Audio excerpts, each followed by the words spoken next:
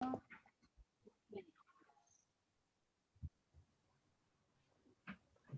Bienvenue à toutes. Je suis vraiment ravie de vous compter parmi nous pour cette nouvelle édition du Book Club autour du livre de Malika Hamidi. Alors, dans un premier temps, je vais vous présenter l'association Femmes et Diversité, qui est une association que j'ai créée en novembre 2019 et qui a pour but, en fait, de proposer un changement de regard sur le féminin et sur la diversité à travers des outils de communication que l'on réalise et qu'on produit. Alors, on travaille essentiellement sur 3 axes. Le premier axe, c'est le film documentaire franco-maghrébine Portrait d'une nation française, qui a pour but de changer le regard sur la population de culture musulmane en France à travers le prisme des femmes franco-maghrébines. Donc, ce film sortira à l'automne 2021. Donc, on est très content puisqu'on arrive au bout du bout. Le deuxième axe, c'est de travailler sur une collection de portraits de femmes inspirantes issues de la diversité, donc c'est en lien avec l'objet de l'association. Et enfin, le troisième axe, c'est de mettre en lumière ces femmes qui nous inspirent par leurs écrits.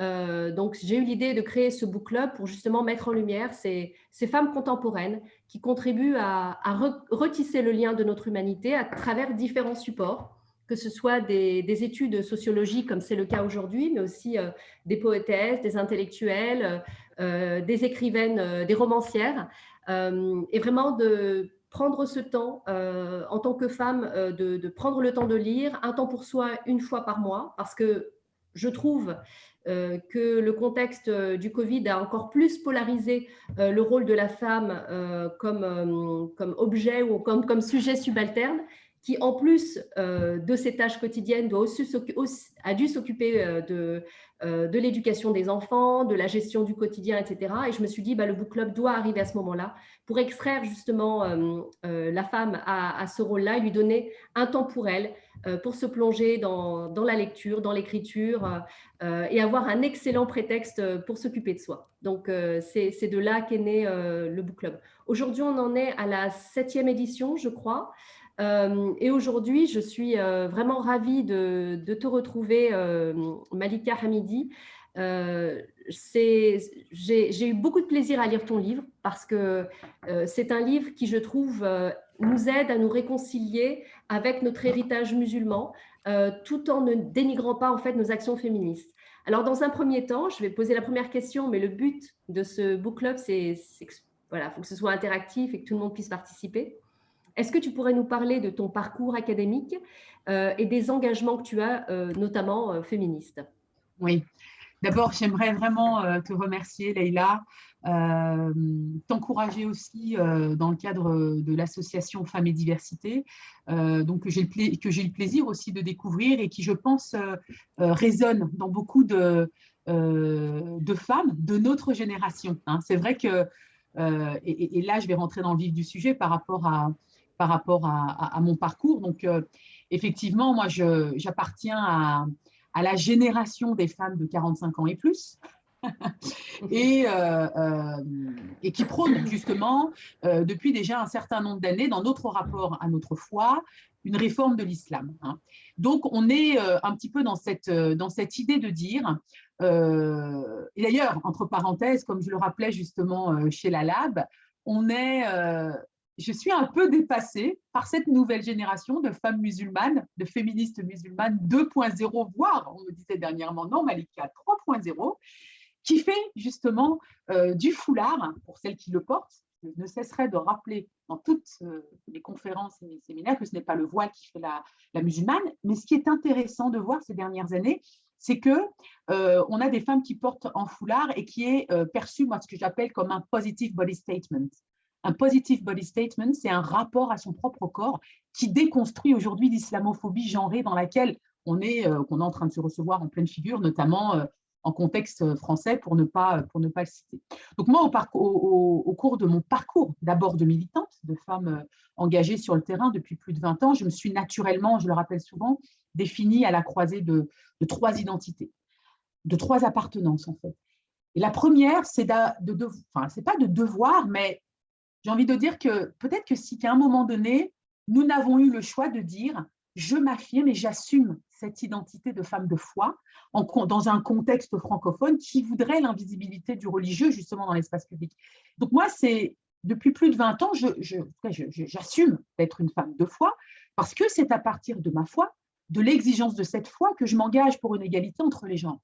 C'est donc nourri de cette foi, de ma foi, que je m'efforce de penser une spiritualité active qui fait de moi une femme ouverte aujourd'hui sur la société et non pas une femme repliée sur moi-même. Moi, je vis cette appartenance spirituelle comme de l'empowerment, même si c'est toujours très difficile de l'exprimer, voire même de l'assumer, mais je pense que cette nouvelle génération dont je parlais tout à l'heure l'assume aujourd'hui avec brio, avec audace, à travers différents champs, l'art, je reviendrai un petit peu là-dessus tout à l'heure dans le cadre d'un projet dans lequel je suis engagée, que ce soit l'art, que ce soit la mode, que ce soit le sport, etc.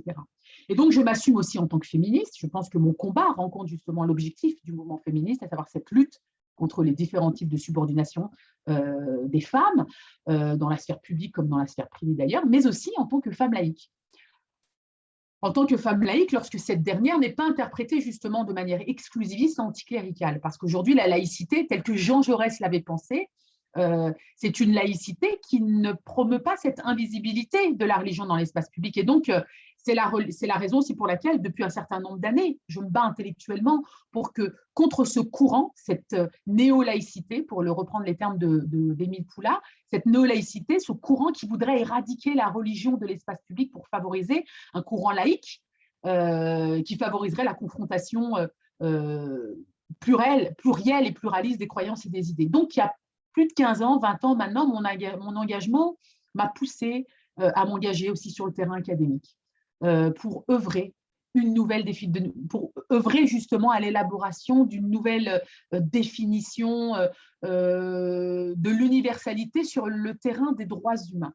Et c'est là où je pense que ma génération a cette identité hybride de femmes engagées, mais qui est en même temps chercheur. C'est pour ça que j'encourage en tout cas celles qui le souhaitent, parce qu'il faut aussi aimer évoluer dans le monde académique, c'est pas évident, mais je crois que c'est nécessaire que notre présence, notre discours soit marqué donc d'une présence dans le monde académique. Moi, j'ai souvent dit, de la même manière qu'on dit qu'il faut décoloniser le féminisme, il faut décoloniser les arts, etc., comme le rappelle notre grande Françoise Vergès, il faut aussi décoloniser le monde académique. En France, on voit un petit peu tous les débats sur les théories postcoloniales, la postcolonialité, les théories décoloniales, comment ça dérange. Eh bien, je pense que notre présence doit amener justement à ouvrir le débat sur ce terrain-là. Donc, depuis lors, je me bats pour qu'un féminisme inclusif, ouvert à l'autre, dans lequel chaque femme, quelle que soit son appartenance, puisse se trouver naturellement sa place, se battre pour construire des solidarités féministes, pour qu'ensemble nous luttons contre toutes les formes de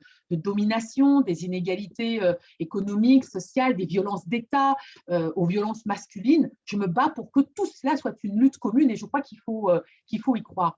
Et donc, c'est vrai que c'est au cours donc, de ce voyage à la fois politique et spirituel, j'ai envie de dire, que j'ai découvert différentes intellectuelles, de grands noms, évidemment, Emina Wadud, on l'a cité tout à l'heure, mais aussi, on ne peut pas faire l'économie des travaux en français d'Asma Lamrabet et de tant d'autres femmes dans le monde anglo-saxon. Donc, je découvre leurs ouvrages et ça a un impact fracassant, d'abord au niveau intellectuel, mais aussi au niveau spirituel, parce que je suis face à des femmes qui nourrissent, d'abord j'ai nourri mes réflexions sur le projet féministe islamique à partir donc évidemment des ouvrages de ces auteurs, parce que pour la première fois dans toute cette littérature sur les femmes en islam, je découvre des autrices, des intellectuels qui mobilisent les outils de l'exégèse moderne combinés à l'outil analytique genre.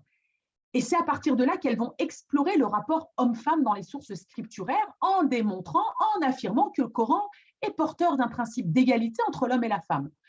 Et bon, tu vois, Leïla, notre génération, les 45 ans et plus, en langue française, on n'avait pas encore d'ouvrage francophone qui abordait ces questions-là. Et d'ailleurs, c'est la raison pour laquelle j'ai fait une thèse, justement, et que j'ai souhaité que la première partie de la thèse soit aussi publiée dans une maison d'édition tout public pour justement faire du féminisme musulman un courant d'abord qui soit accessible à toutes et à tous, qu'on comprenne. Je ne suis pas en train de promouvoir le féminisme musulman, mais je suis en train de dire, voilà, c'est un courant de pensée et d'action qui n'a aujourd'hui plus rien à prouver et que c'est une identité dans laquelle aujourd'hui des femmes se retrouvent. Et c'était important pour moi de faire ce travail scientifique, académique, juste pour dire que, parce que c'est souvent comme ça, il faut montrer par le travail intellectuel qu'un courant existe, parce que tant que vous parlez en tant que militante, c'est votre parole de militante, mais quand vous parlez en tant que chercheur, eh bien, c'est un travail un travail de recherche qui sous-tend et qui démontre et qui prouve que cette identité de féministe musulmane, elle existe bien et bien, elle existe bel et bien. Donc, par ces réflexions intellectuelles, théoriques, et par l'activisme aussi de toutes ces grandes femmes internationalement considérées comme des figures de proue du féminisme musulman, spécialistes de l'exégèse pour certains. Et donc, pour celles et ceux qui ont lu mon ouvrage, vous verrez qu'il y a toute une… Je reprends un petit peu toutes ces femmes intellectuelles qui font justement, qui sont spécialistes de l'exégèse et qui ont proposé des commentaires du Coran dans une perspective féministe. Mais dire une perspective féministe, en réalité, c'est faux. C'est simplement dire je rejette l'approche littérale du Coran et je reviens en réalité à l'essence même du Coran, qui est lui-même porteur, mais dont les interprétations ont été travesties par des lectures misogynes, machistes, etc. Donc, pour la première fois, moi, au cours de mon parcours, je découvre des femmes qui cherchent donc avant tout à produire des commentaires du Coran avec une sensibilité féminine, à l'aide d'une approche herméneutique et dont la méthodologie va reposer sur 3 fondements, c'est-à-dire que, c'est ce qu'a fait Elida Wadoud, notamment dans son ouvrage le Coran et la femme, c'est de dire que le lecteur est un sujet. Les sources scripturaires sont analysées dans une perspective historique, ça veut dire qu'il faut replacer les versets du Coran dans leur contexte au moment où ils ont été révélés. Et puis, c'est d'interpréter à travers le prisme du genre le Coran. Et c'est là où le bas blesse, où on est encore tout doucement en train de débattre de ces questions, et c'est très bien. Donc, moi, je ne suis pas théologienne, je n'ai absolument pas interprété le Coran, je n'ai pas les outils et je n'ai pas la prétention à vouloir interpréter le Coran. Mais par contre, mon engagement sur le terrain depuis plus de 20 ans, c'est un engagement peut-être plus sociopolitique et intellectuel. Lui, s'est défini à partir de l'esprit des principes de justice dont le Coran est porteur. Et donc, c'est vrai que j'ai envie de dire, ces 10-15 dernières années, on est pris en otage entre 2 courants conservateurs et exclusivistes. Un courant qui est très hostile à l'islam, qui est détenteur d'une laïcité islamophobe, qui s'acharne aujourd'hui pour éradiquer encore une fois toute forme de visibilité dans l'espace public, et je vous renvoie en France à tous les débats autour de la loi séparatisme, etc. Et puis un courant aussi au sein de l'islam qui est hostile à toute réappropriation des débats religieux et politiques par les femmes elles-mêmes. Donc, il faut le reconnaître. Donc moi, j'appartiens un petit peu à ce profil de femme hybride.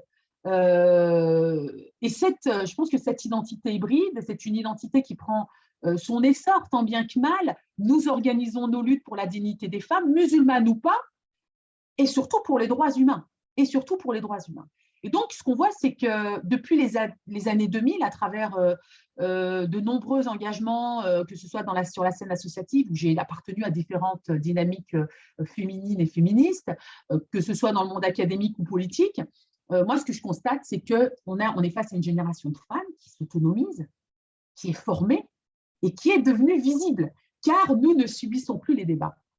Nous ne sommes plus objets d'étude, nous sommes sujets d'action.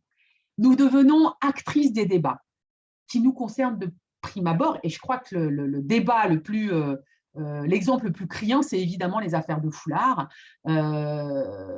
ou en tout cas, je ne sais pas Leïla, si dans ton entourage ou toi-même ça a été cela, mais on a eu les affaires en 89, où c'est vrai que c'était plus des hommes, parfois des barbus, avec des pancartes « Touche pas à mon foulard » qui défilaient dans les rues. Aujourd'hui, 2020, en tout cas, nous on le voit en Belgique, il y a eu une grosse manif, je crois que c'était en septembre dernier, par le collectif Imazirène, qui font un travail extraordinaire, le collectif des sans-diplômés, etc., et qui organise une manifestation à Bruxelles où là, on voit des femmes qui sont subversives, qui questionnent, qui interrogent, mais qui aussi met les pieds dans le plat et qui défilent aux côtés de féministes musulmanes ou pas.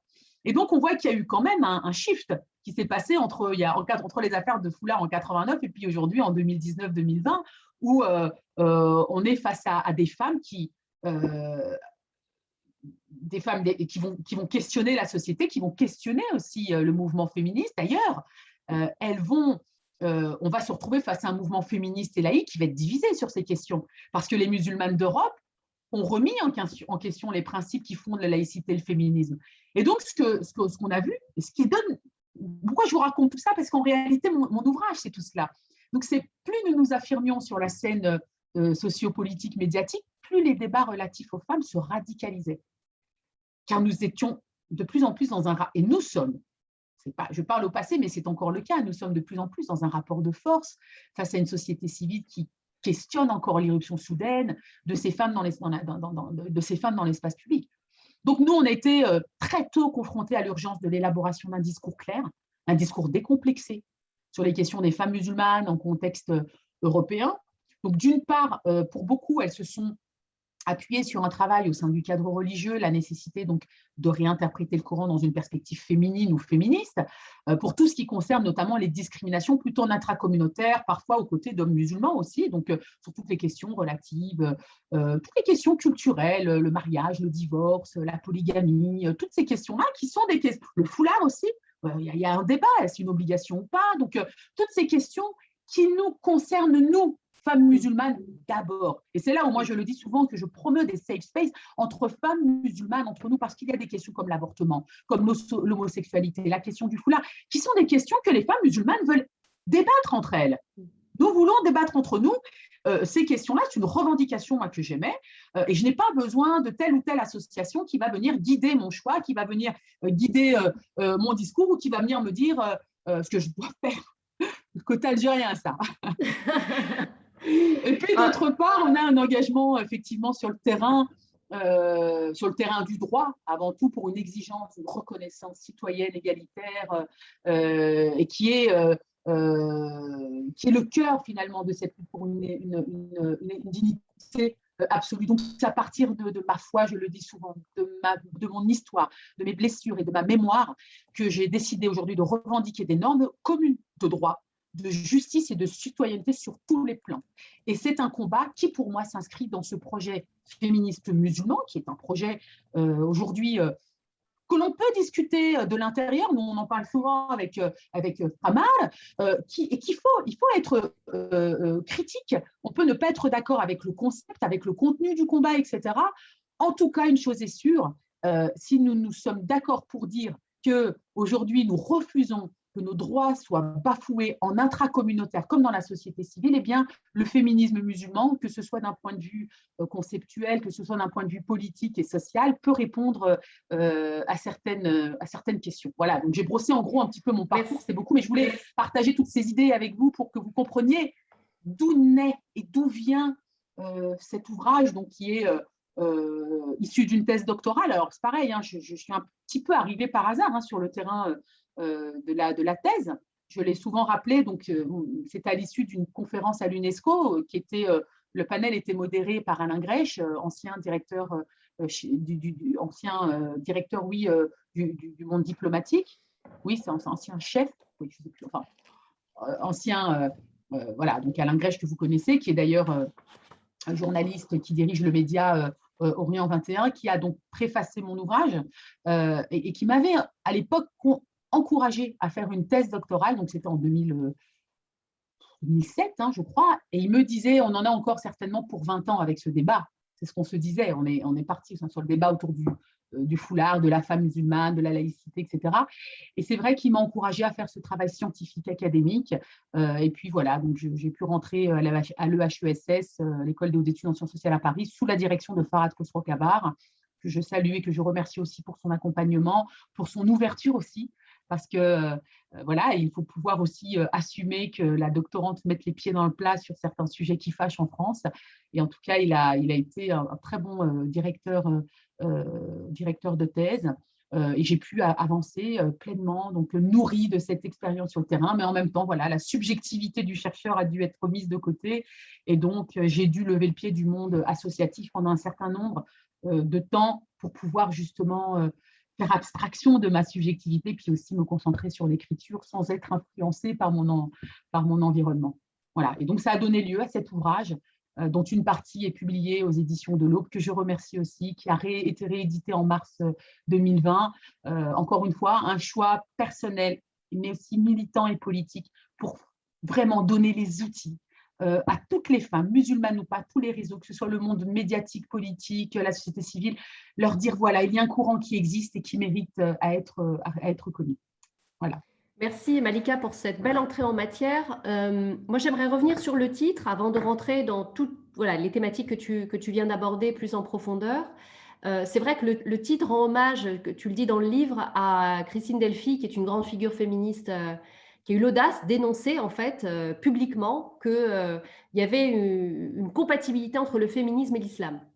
Mais pour certains, il pourrait être mal interprété, ce titre, puisqu'il y a quand même une question, et pourquoi pas. Alors, certains détracteurs diraient que ce n'est pas compatible. Qu'est-ce qu'on leur répond à ces gens qui pensent que l'islam et le féminisme sont antinomiques, selon toi? Bon, c'est vrai que là, brièvement, je les renverrai vers mon bouquin, parce que vraiment, effectivement, j'explique en long, en large, donc c'est vraiment une grosse partie de la thèse, hein, d'expliquer la compatibilité conceptuelle. D'abord, ce que je peux dire, c'est que je les comprends. Nos détracteurs, je les comprends sur un point. C'est qu'effectivement, aujourd'hui, quand on parle d'islam, c'est extrêmement difficile de concevoir l'apport positif de l'islam à l'endroit des femmes musulmanes. Et donc, on peut comprendre qu'il y ait ces stéréotypes relatifs à la femme musulmane quand on constate, quand on voit la condition des femmes musulmanes dans le monde musulman, mais aussi ici en Europe. Hein, je veux dire, quand on est sur des approches culturelles de l'islam, quand on voit, ça reste minoritaire, mais comme on le sait, souvent les médias visibilisent toutes ces petites, toutes ces, j'ai envie de dire, tous ces stéréotypes sont décuplés dans les médias, comme le fait que les femmes musulmanes ont leur force à porter un foulard, que le foulard est un objet d'assujettissement, d'oppression. Donc, on a ceux qui sont dans cet imaginaire, dans ces représentations sociales, dans ces stéréotypes relatifs aux femmes. Et puis, d'un autre côté, on a le concept, le féminisme, qui s'est battu pour se défaire du carcan religieux. Les mouvements féministes en France se sont battus, se sont débarrassés du carcan religieux. Et tout à coup, vous avez des femmes qui arrivent, qui arborent fièrement ou pas leur foulard et qui disent « mais moi, j'assume cette identité de féministe et je vais vous prouver par A plus B qu'être féministe et musulmane, c'est tout à fait compatible. » Donc, je crois qu'il faut se poser. Là, c'est ce qu'on avait fait avec Christine Delphi dans les années 2000, avec des femmes comme Ismaël Chouder, où il y avait Zahra Ali et tant d'autres, où nous avions justement lancé ce collectif des féministes pour l'égalité, où nous avions dénoncé la loi de 2004. Effectivement, je me rappelle que les premières réunions, c'était sur la question du foulard. Donc, ces féministes comme Christine Delphi, Monique Crinon, Catherine Samari, qui sont des personnalités, des intellectuels qui sont quand même très ouverts d'esprit, mais nous avions besoin de revenir sur le sens du foulard, sur l'explication du foulard, etc. Non pas de les convaincre, mais on mettait à plat aussi, hein, pour certaines, nos clichés, parce que les musulmanes aussi ont des réticences à s'identifier comme féministes, parce que l'identité féministe renvoie aussi au féminisme colonial, civilisateur, et donc beaucoup de femmes ont eu du mal à s'approprier cette identité de féministe. Et je crois véritablement qu'aujourd'hui, on est arrivé à cette étape où, je le dis souvent, je le dis depuis 2 ans maintenant, eh bien, les femmes musulmanes aujourd'hui n'ont plus rien à prouver. D'ailleurs, c'est ce que je dis souvent, c'est que c'est un débat très francophone, très, très francophone, de dire est-ce qu'il est possible d'être féministe et musulmane? Mais attendez, quand vous prenez le courant féministe musulman en Angleterre, aux États-Unis, partout ailleurs dans le monde, on ne débat plus de cette question-là. Mais le monde francophone est tellement frileux par rapport aux femmes qui nourrissent leur combat de leur spiritualité, quand en France, on s'est battu pendant des siècles pour se libérer du carcan religieux, comme je le disais tout à l'heure, eh bien, on peut comprendre que ça dérange. Mais je crois qu'aujourd'hui, on est arrivé à cette étape qui est que, et je reprends l'exemple de la manifestation à Bruxelles en septembre 2020, pour justement, parce que dans les hautes écoles, le débat a été lancé d'interdire le foulard dans les hautes écoles en Belgique, et les musulmanes se sont mobilisés. Et il y avait, c'est pour ça que je disais tout à l'heure que des féministes non musulmanes et des hommes même non musulmans, dits blancs, etc., étaient présents lors de la manifestation, parce que c'était le droit à la dignité humaine, la liberté individuelle qui était bafouée. Ce n'étaient pas des gens qui défendaient le foulard en tant que tel. C'était des personnalités qui étaient là, qui disaient on défend le droit au respect des libertés religieuses et individuelles. On veut être en cohérence avec les principes démocratiques, etc. Et donc, je crois qu'on est arrivé aujourd'hui à une étape où il n'y a plus rien.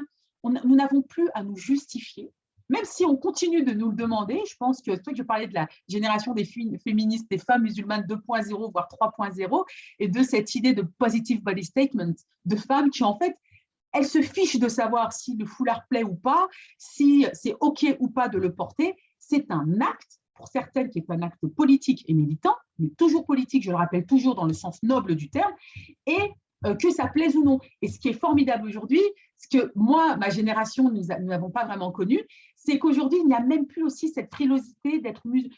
À un moment donné, je ne sais pas, Leïla, si tu as vécu ça, mais il y avait les musulmanes voilées, donc dans les associations, il y avait celles qui étaient voilées et celles qui ne portaient pas le voile, elle était gênée par rapport à celles qui portaient le voile. Et donc, il y avait même des divisions au sein des associations musulmanes. Des femmes musulmanes, moi, me le disaient clairement, je n'ose pas m'engager dans telle ou telle association de femmes musulmanes parce que je ne porte pas le foulard. Et donc, c'était un travers qui nous habitait. Et aujourd'hui, la question ne se pose plus. Et c'est ça qui est formidable. On est en réalité dans un débat intergénérationnel.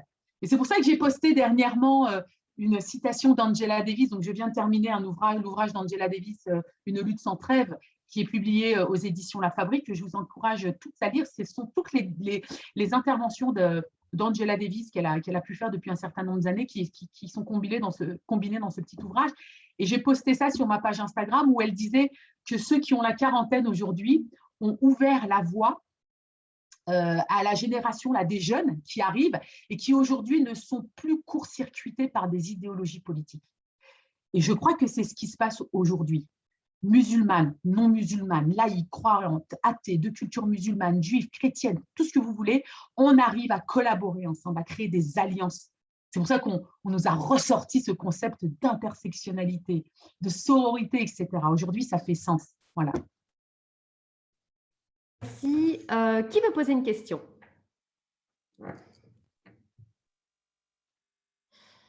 Personne?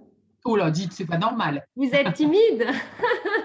Moi, je veux bien soumettre une question. Oui, Ménez. T'en prie. Aïcha, du coup. Au nom d'Aïcha. Merci pour ton introduction, Malika. Je voulais revenir en fait sur ta position de chercheuse. Ouais. Tu as ouvertement justement invité l'ensemble de nos sœurs en humanité ou en religion à pouvoir se lancer dans le milieu académique et à pouvoir saisir le milieu de la recherche pour pouvoir mener un raisonnement et en tout cas prendre un peu de la hauteur par rapport à ce qui se passe.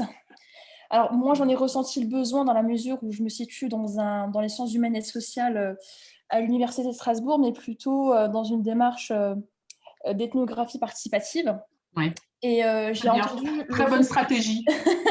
J'ai entendu le fait que tu nous as redonné quelques éléments de contexte dans la mesure où tu t'es retiré de ton terrain volontairement et que pour pouvoir justement assumer ta casquette pleine de chercheuse. Et aujourd'hui, tu parles de cette génération 3.0 et le constat que je fais, c'est qu'il y a besoin, justement, il y a un fort attachement, il y a un lien qui se tisse avec le terrain. Et du coup, je t'adresse cette question de la manière suivante. Quels conseils pourrais-tu transmettre à ces jeunes ou moins jeunes qui voudraient se lancer dans cette aventure sans pour autant renoncer à leur engagement, sur le terrain? Ouais. J'en ai des frissons, hein, parce que tu poses une question qui fait tellement émerger chez moi des questionnements et un combat intérieur. J'ai pas envie de dire des nuits blanches, mais c'était presque ça.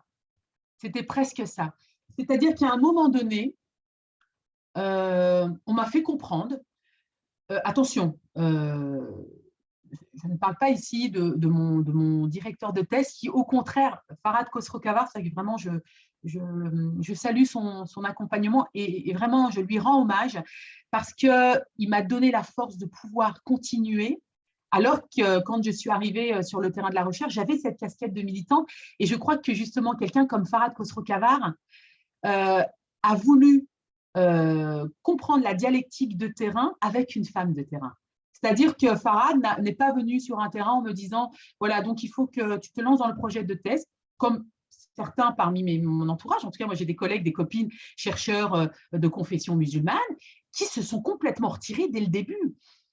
Et moi, c'est vrai que mon directeur de thèse, ce qui l'intéressait justement, c'est que je puisse amener cette dialectique de terrain dans ma recherche. Donc, il n'a absolument pas été contre le fait que je puisse continuer mon engagement en parallèle. D'ailleurs, dernièrement, j'avais justement fait un snap.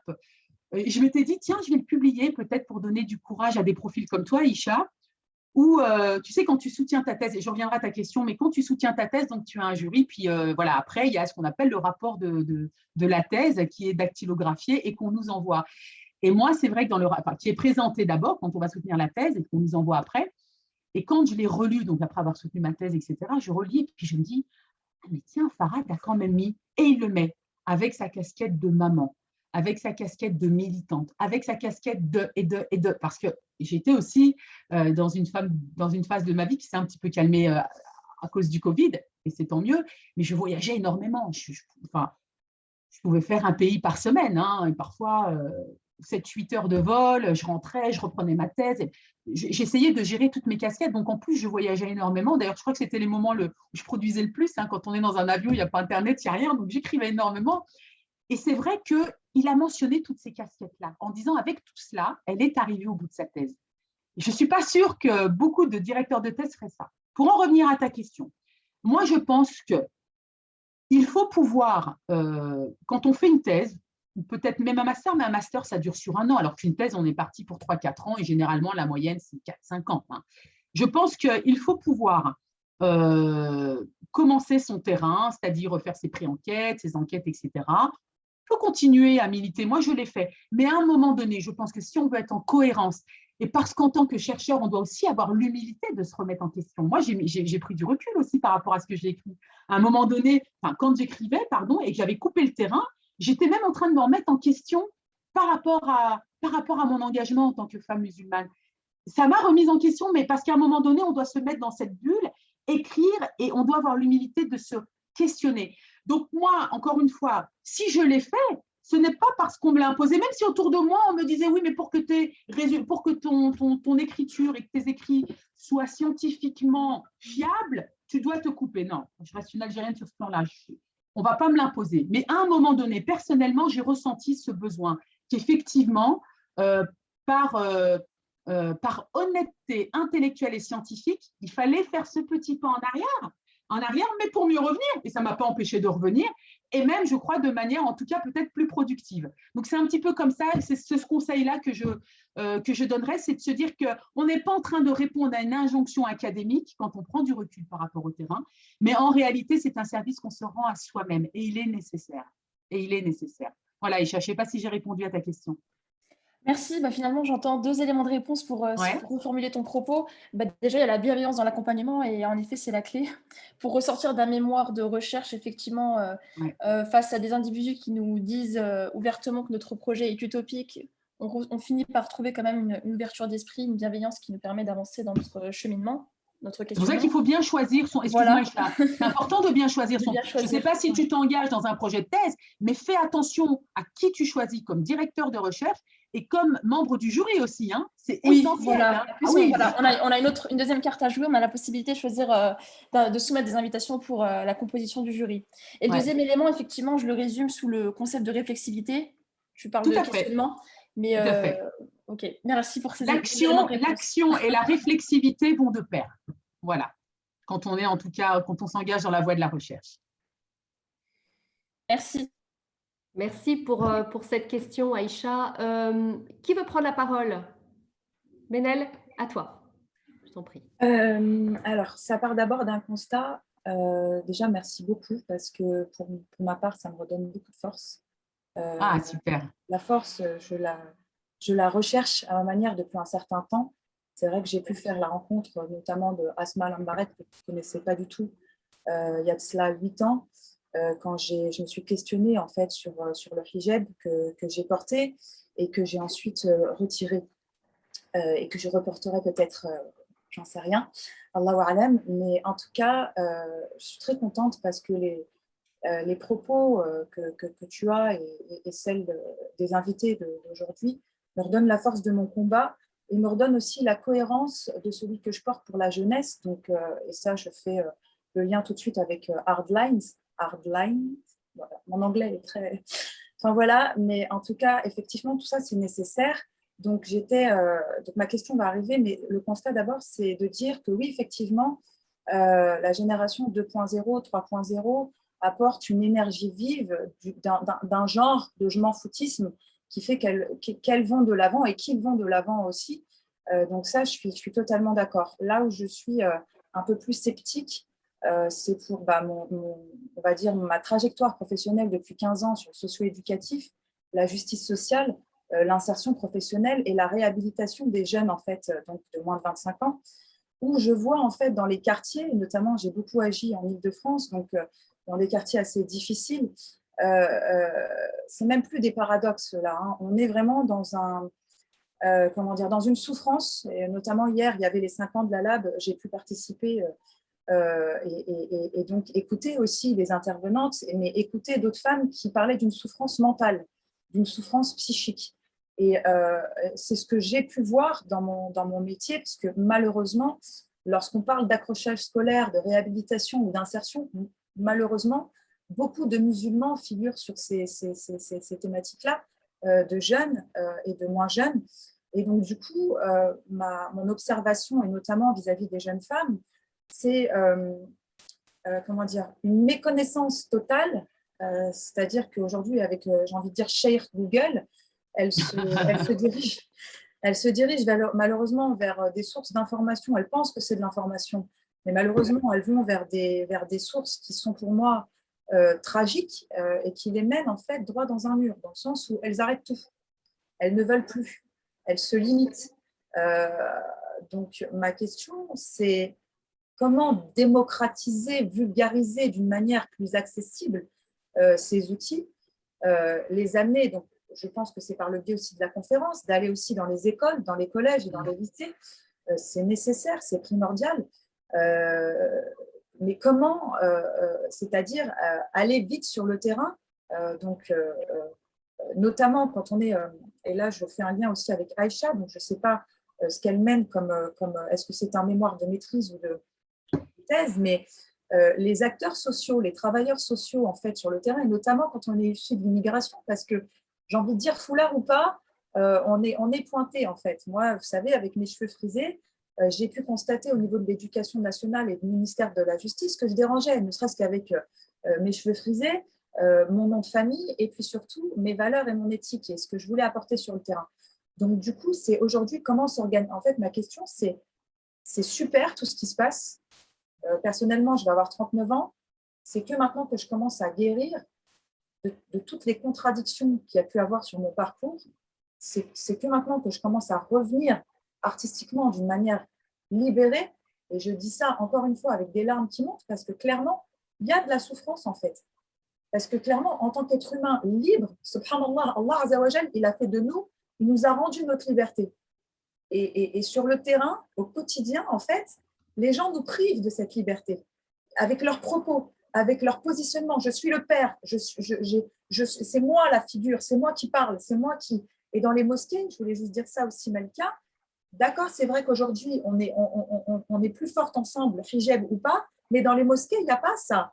Moi, il y a encore quelques jours de ça, j'ai dit salam alaikum à une femme à 2 reprises. Elle m'a très bien entendue, elle ne m'a pas répondu. Ouais. Donc, voilà. Ah ouais. Ouais, il y a plusieurs défis qu'il faut relever. Alors moi, c'est vrai qu'avant d'avoir fait, j'oublie en fait de le rappeler, donc avant d'avoir fait cette thèse, etc. Donc moi, je suis assistante sociale de formation. J'ai été assistante sociale, j'ai passé le diplôme d'état d'assistante sociale.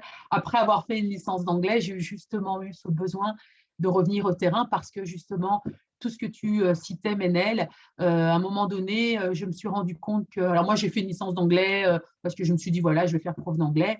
Et puis, au fur et à mesure que les années passent, qu'on voit cette jeunesse, justement, qui ne croit plus en rien, on se dit, bon, ben voilà, moi, j'ai cette capacité, en tout cas, je suis une privilégiée. Donc, moi, en tout cas, ma génération, j'étais une privilégiée de pouvoir passer à l'époque, il y a 21 ans, il y a 21 ans, j'ai été diplômée. Donc, il y a 24 ans où j'ai passé en France le diplôme d'état d'assistante sociale. C'était sur concours. En plus, moi, je tentais une école à Melun, l'IRTS, où il y avait, je crois, 20 places. Donc, j'avais été retenue. Et donc, pour moi, c'était un privilège de pouvoir me former à ce métier d'assistante sociale que j'ai pratiqué aussi ici en Belgique pendant une année, mais qui était pour moi de revenir justement à toute la question culturelle, politique, mais surtout à la question de l'éducation. Et c'est là où j'ai compris qu'en réalité, l'outil, l'arme que nous devons tous utiliser, pour moi, il est double. C'est la théorie, c'est l'arme politique, l'arme théorique, mais aussi l'éducation, qui sont les armes.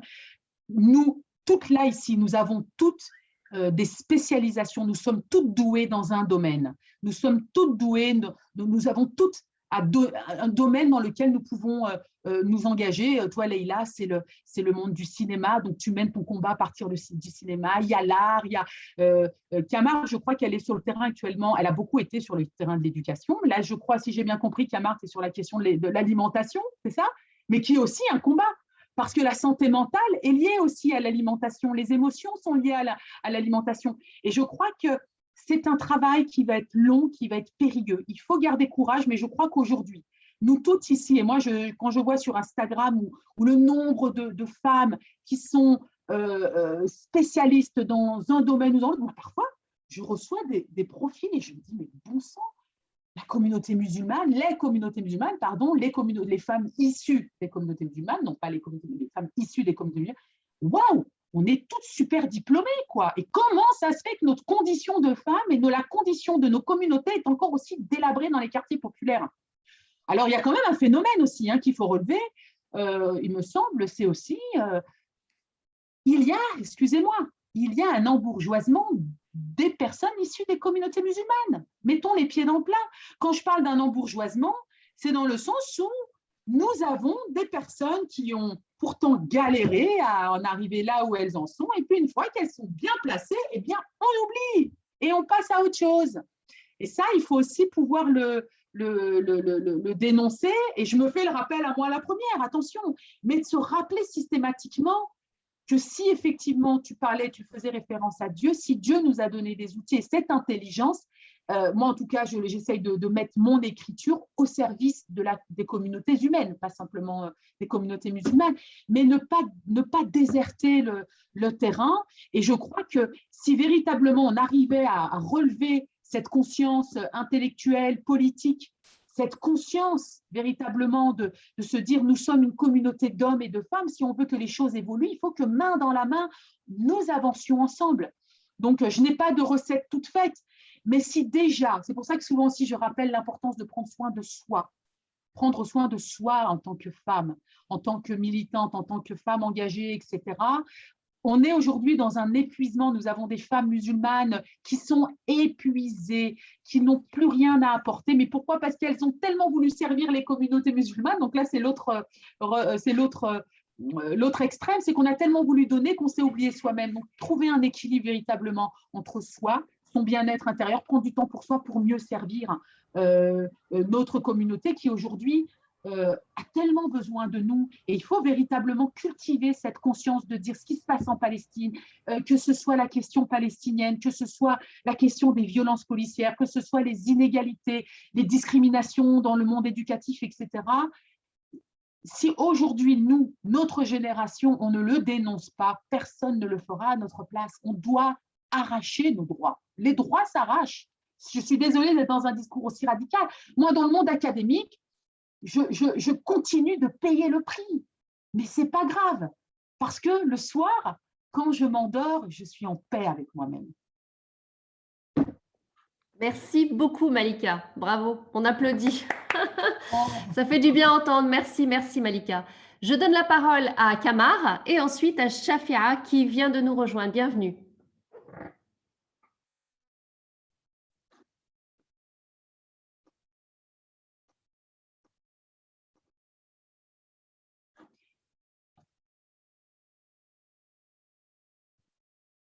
Vous m'entendez?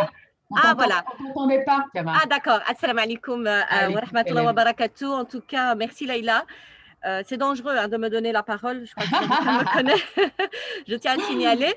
Je vais un peu expliquer un peu quand même, parce que je pense que Malika avait dit que ce n'est pas vraiment un désaccord, mais c'est vraiment des différents points de vue. Plus. Oui, mais je vais développer pour essayer d'avoir quand même une bonne image quand même de notre fraternité humaine et de foi. en fait, bon, moi, je suis de Bruxelles et en fait, c'est vrai que la rencontre avec Malika, la toute première fois, si tu te souviens, ça a été violent. Ça a été violent. J'avais été inscrite à des ateliers du féminisme. Et à cette époque-là, figurez-vous que donc moi, j'ai plusieurs casquettes, mais de formation, je suis scientifique dans le paramédical. Et à 10 ans, après une épreuve de divorce qui a été assez douloureuse par l'État, pas spécialement par mon ex-mari, mais par l'État qui, en fait, venait de me pointer venait de me, comment expliquer, venait de me montrer qui j'étais, une musulmane avec un foulard et qui n'avait pas la même constitution belge. Et donc, ce qui va se passer, c'est que la juge va faire un jugement assez injuste, c'est-à-dire qu'elle va me donner 4 jours. On va m'expulser de chez moi en tant que maman avec 3 enfants, dont un bébé d'1 an et demi à l'époque. Et en fait, ça a été l'épreuve la plus douloureuse d'injustice. Donc, je pars de ce postulat-là. Et donc, en 2011, et donc, du coup, j'en veux à tout le monde, au monde entier, à tout, entre guillemets, tous les hommes du genre masculin. Et je me plonge dans la foi, dans la religion, je m'enferme pendant 1 an, je m'isole. Et en fait, le Coran va me guider dans des exégèses. La première, c'était la sourate Ali Imran, qui, je résume, pour moi, est la diversité. Dieu m'invite à la diversité, à aller vers les autres, pas uniquement musulmans, mais de toute nationalité, de toute religion. En 2013, donc, je commence un dialogue interreligieux. Et je m'inscris dans une ASBL qui s'appelle BIPAX, donc être en paix, qui est chrétienne. Et là, en fait, ils vont faire des ateliers pour le féminisme. Puis après, je vais rentrer dans la sourate Les femmes, An-Nisa. Et c'était à ce moment-là. Et c'était assez particulier ce que je vivais, en tout cas au niveau de mon rapport au transcendant. Je vais rencontrer Malika, mais que Malika, j'avais déjà rencontré vu et entendu avec le professeur Tarek Ramadan dans les conférences. Et en fait, Malika va venir défendre ce concept de féminisme que je n'avais jamais entendu de ma vie et qu'en fait, ce féminisme me mettait d'un côté uniquement avec défense des femmes. C'est comme ça que je le comprends de mon ignorance intellectuelle de l'époque. Il faut savoir que j'ai 3 garçons. À l'époque, donc 12, 15 et 18, ces ateliers-là vont me mettre en conflit avec mes garçons. C'est que mes garçons, avec leur mentalité d'hommes et de leur éducation arabo-musulmane, viennent me dire, à un moment donné dans le débat, « Maman, tu es contre les hommes ». Et en fait, à ce moment-là, je me rends compte qu'en fait, ça m'a fait mal dans un premier temps parce que dans mon intention, c'était de défendre les injustices faites aux femmes. Et j'expliquais à mes enfants que j'ai subi une injustice du divorce, etc. Et ils me disent, oui, mais ce n'est pas pour ça que tu dois tomber dans l'extrême de défendre que les femmes. Alors du coup, j'ai eu une discussion avec Malika qui s'est très mal passée. Si tu te souviens, Malika, j'ai quitté la salle en pleurs. Oui, excusez-moi, j'ai eu un petit... Oui. Et j'avais quitté la salle en pleurs et j'avais dit, je ne remets plus les pieds, je ne veux plus voir Malika. Malika, elle est complètement à côté de la plaque. Et là, je suis en conflit avec mes enfants et ça ne va plus.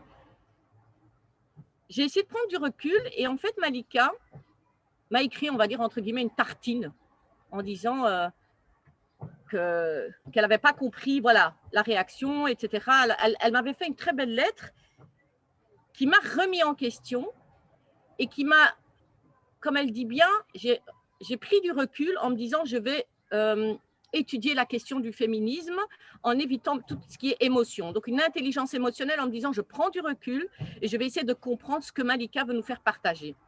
Mais alors pourquoi je dis qu'on est en désaccord? Ce n'est pas une question de désaccord, c'est que le prophète, alayhi salatu wassalam, il n'y avait pas ce concept de, on dit le féminisme en arabe, on est femme, avec nos différences. Comme tu sais, je suis dans le domaine paramédical, médecin et pharmacie, donc on est différentes. Hommes et femmes, on est différents biologiquement, donc pour moi, on ne peut pas parler d'égalité. Je parle d'équité, c'est-à-dire que la justice, en tout cas musulmane de ce que j'ai compris, Dieu a donné une justice aux hommes et une justice aux femmes dans le sens que Dieu a fait des différences entre l'homme et la femme, mais on est égaux dans tout ce qui est piété et tout ce qui est récompense. Ça, c'est ma façon, c'est ma compréhension. Et donc, pour moi, le mot féminisme, quand je parle avec des hommes, et comme j'envoyais ça à tous mes groupes, ce qui s'est passé, c'est que j'ai eu un retour des hommes, comme mes garçons. En fait, on a une génération, moi j'ai 44 ans, et on a une génération d'hommes qui n'ont pas compris non plus ce concept de féminisme musulman, ou pourquoi pas. J'en ai parlé aussi à Malika.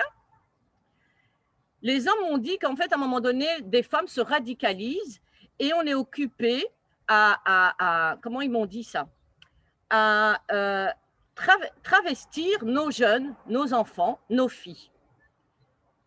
Et là, je me suis reposé la question en me disant, le concept de Malika, est-ce qu'il ne va pas, à un moment donné, égarer nos filles dans leur conception de la femme et du rapport homme-femme? Et à la Ligue des familles belges, il y a un mouvement que j'ai rencontré qui s'appelle le masculinisme. J'ai écouté ces hommes et en fait, on m'a expliqué, et ce ne sont pas des musulmans, on m'a expliqué qu'à force de donner des droits aux femmes, les hommes ont perdu beaucoup de droits. Et en fait, j'ai pris d'empathie avec certaines expériences masculines de vie avec des femmes, avec la justice. C'est quand même triste de dire que même des hommes subissent des injustices par des femmes. Et donc, à un moment donné, pour être juste avec moi-même, et comme tu dis bien, Malika, et dormir en paix le soir, c'est plutôt là, on doit défendre et combattre, être dans un combat de justice envers tout être humain, et pas uniquement les femmes ou les hommes. Et c'est ça que j'expliquais, que je suis occupée à éduquer mes garçons. Maintenant, ils sont plus grands, il y en a un qui a 20, un qui a 22, un qui a 13 ans. C'est leur expliquer que je suis ni avec les hommes ni avec les femmes, je suis avec la justice. Et que majoritairement, c'est les femmes qui ont malheureusement qui subissent beaucoup d'injustices. Voilà l'histoire du voile, bon, pour le rappeler.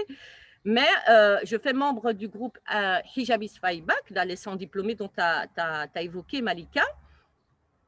Je ne savais pas. Pardon? Je ne savais pas que tu faisais partie des sans diplômés. Non, non, parenthèse.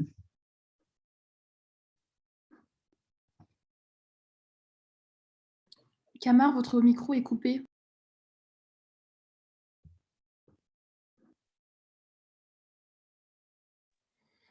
Kamar?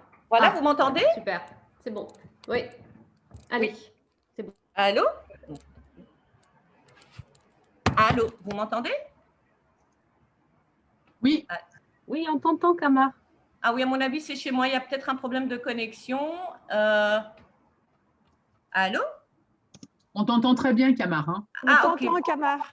Ah oui, à mon avis, c'est chez moi, je n'entendais pas.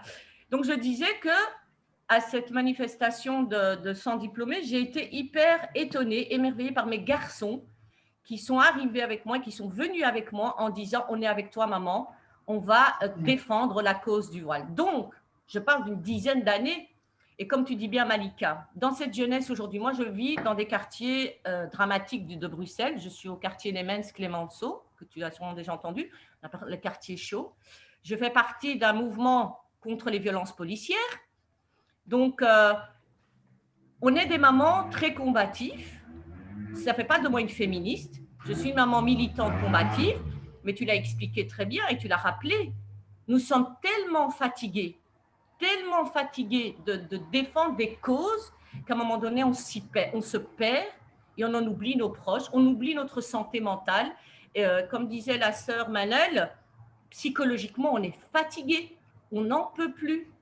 Et donc, c'est vrai qu'il faut vulgariser, parce que moi, je t'appelle toi comme une intellectuelle, mais heureusement que je te connais à côté, tu es une dame qui vulgarise et qui éduque et qui parle le même langage, entre guillemets, que moi. Mais je pourrais aussi dire que tu es une dame bourgeoise, parce que tu fais partie de l'académie, mais ça fait peur à des femmes comme moi, je m'appelle marginale, maman monoparentale, je fais partie d'une couche racisée, voilée, 3 jeunes, 3 garçons dans nos quartiers où mes enfants ont déjà subi la violence policière. Donc, vraiment, je suis une personne que la société combat aussi. On ne nous aime pas, on n'a pas envie de moi dans cette société, on n'a pas envie de me voir. Au boulot, je travaille avec le voile, je me fais tout le temps ramasser par des insultes, etc. Mais c'est blessant, il faut avoir une force que je puise dans la foi, mais il faut que tout le monde s'y mette. faut pas qu'il y ait qu'une Malika, il faudrait avoir beaucoup de Malika. Et comme disaient les mosquées, oui, que dire des mosquées? Oui, je sais pas, j'en perds les mots, je sais pas. Qu'est-ce que font nos hommes? Je sais pas. Je suis en train d'écrire un article sur la féminisation des mosquées. Oh Tu là mets un là. peu les pieds dans le plat, donc on verra qui publiera. Bonne merde, hein. Oh là là. Ouais.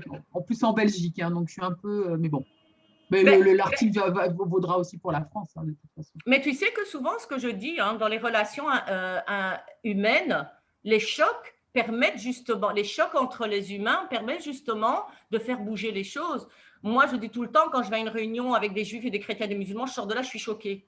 Mais le choc passe, le trauma passe, et puis après, on revient avec le sourire en disant, voilà, l'émotion est passée, maintenant on va discuter. Mais on s'entrechoque tout le temps entre les humains.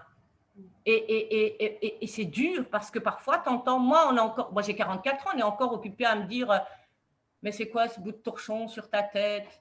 Moi, je les regarde, je dis bon, et on est reparti. En fait, on n'a même plus envie de répondre. Je dis, vous n'avez pas d'autre sujet que le voile? Ok, eh ben, je me tire. On n'a même plus envie de discuter. Oui, mais je pense que le voile n'est juste qu'un prétexte pour polariser et pour ne pas vraiment aller creuser les vrais sujets. Qui sont derrière ce qu'il y a, la décolonisation, le racisme et tout ce qui s'ensuit, en fait. Oui, mais moi, je parle de discussion et d'échange depuis 10 ans, Laïla. Comment peut-on, après 10 ans de discussion, de thématiques, encore des questions du type qu'est-ce que vous pensez du voile en France et la polémique?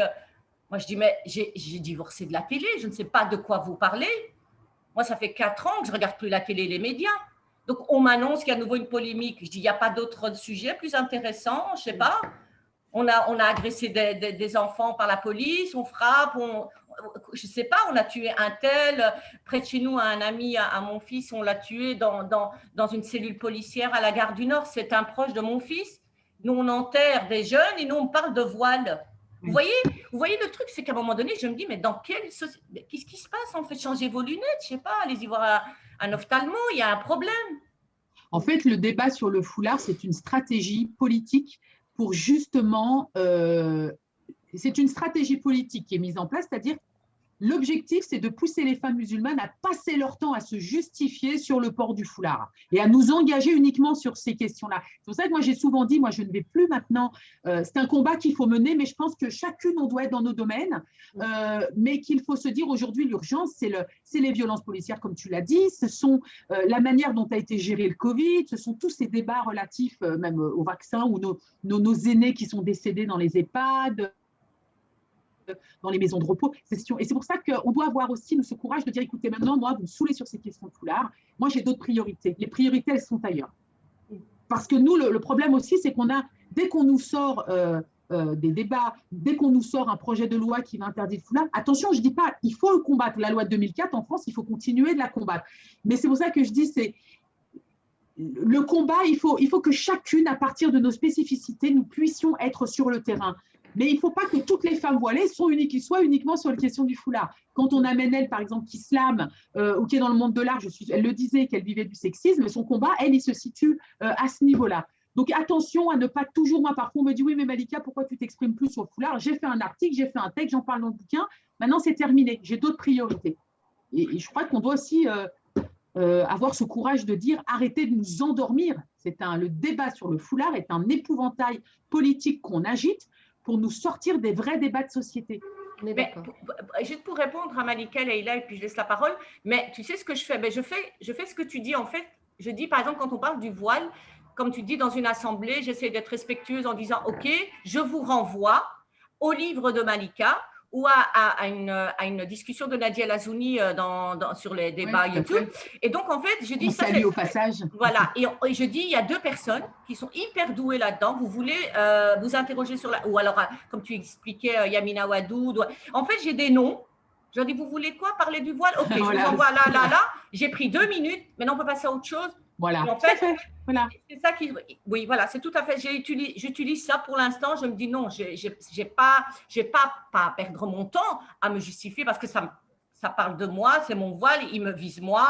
Et comme elle disait, Leïla, bon, c'est l'islam, c'est le voile, tout ça, mais je ne veux pas rentrer là-dedans. Parce qu'alors, à ce moment-là, on est dans du prosélytisme, c'est à défendre, à dire dans quel verset, tu as essayé de convaincre l'autre. Et alors, l'autre, qu'est-ce qu'il va te répondre? Ils sont très malins. Vous voulez nous imposer vos idées, alors que non, tu es juste là à expliquer.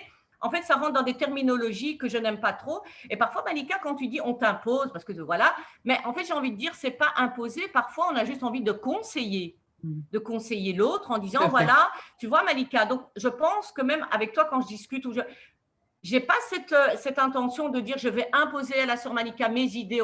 Non, je suis juste là de manière bienveillante en disant peut-être je te conseille, voilà, ça, mais ce n'est pas une façon ce n'est pas imposé, loin de là. Mais bon. Tout à fait. Voilà. Merci. En tout cas, je travaille sur l'organisation d'un colloque, Inch'Allah, un colloque international qui aura lieu à Bruxelles. On l'a reculé à cause du confinement. Et il va prendre une toute autre forme, en fait, Kamar. Je vais le faire. Je vais, en tout cas, j'espère. Leïla, tu vas couper les questions-réponses. Enfin, alors, je veux dire, ce que tu mettras sur YouTube, on le met en brut. Non, mais c'est pas grave parce que ça intéresse aussi. Et puis, s'il faut mettre des liens, tu m'enverras et je le mettrai dans le corps du texte. Non, c'était juste pour te dire, la partie échange débat, tu la mets sur YouTube, tu mets toute la vidéo? Ouais, je mets tout sur YouTube. Ouais. Ah, d'accord, ok. D'accord, on ne sait pas qu'il y ait des choses à cacher, loin de là. En tout cas, on organisera un colloque international à Bruxelles. Et l'idée, donc, ce que j'aimerais proposer justement, c'est au-delà de l'islamophobie, que ce soit la question de l'amour de soi, de la créativité, de la manière dont les femmes se mobilisent, etc. Voilà ce que les femmes musulmanes aujourd'hui proposent aujourd'hui, que ça aille du couple, de la sexualité, à la mode, l'art, etc. On fera des panels sur chaque thématique. Et ce sera un colloque pour dire, on ne va pas parler de foulard, on ne va pas parler d'islamophobie, mais on va mettre en avant aujourd'hui ces femmes musulmanes 3.0. Voilà. On suivra ça avec beaucoup d'intérêt. Oui, vous recevrez l'invitation de toute façon. On va essayer de faire ça dans un grand auditoire à Bruxelles, capitale de l'Europe. Inch'Allah. Shafira, je te donne la parole. Je t'en prie, c'est à toi. Bonjour à toutes. Je suis vraiment très intéressée et merci Leïla de m'avoir invitée, c'est vraiment intéressant. Donc, je me présente brièvement pour juste me poser dans le contexte. Je suis chercheure depuis 2 ans à l'université de Toulouse Jean Jaurès et je travaille, en fait, je suis dans un département de l'éducation et je travaille, donc c'est l'éducation à la paix et notamment l'éducation aussi à la paix et à la justice. Et quand je parle de justice, je me positionne beaucoup par rapport à l'équité, donc Kamar en parle. Et pour moi, je travaille plus sur les questions du genre. Donc, le genre sans les LGBTQ, sans les études du genre. Je parle le genre par rapport aux nations, à la définition des Nations Unies qui est équité homme-femme. Je reste un peu dans ce cadre-là.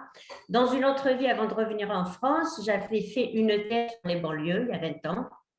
Je suis partie en Afrique pour travailler aux Nations Unies pendant ces dernières décennies. Et aux Nations Unies, j'étais avec des femmes voilées, on était musulmanes. Moi, j'ai eu une éducation musulmane. Je suis soufie de par ma famille. Donc, je connais quand même pas mal d'exégèses, etc. Donc, l'islam fait partie de nous. C'est au-delà de notre identité, c'est ce qu'il nous fait. Et quand on nous dit vous êtes musulmane, non, on est ce qu'on est. Je veux dire, on est au-delà de l'islam tel que vous le voyez. Donc, je le porte en moi. C'est dans mes valeurs, mes croyances, mes projets de vie, mes choix de vie, etc. Donc, quand on parle, et là, je fais un lien avec l'embourgeoisement dont parlait Malika. En fait, c'est au-delà de l'embourgeoisement. Je n'ai jamais dit que j'étais musulmane parce que c'est une évidence pour moi. Et parce que je ne veux pas qu'il y ait d'étiquette, je suis ce que je suis grâce aussi à l'islam que j'ai pratiqué, qui est une partie qui m'a faite. Et donc, je ne me suis jamais considérée, je n'ai jamais montré que j'étais musulmane.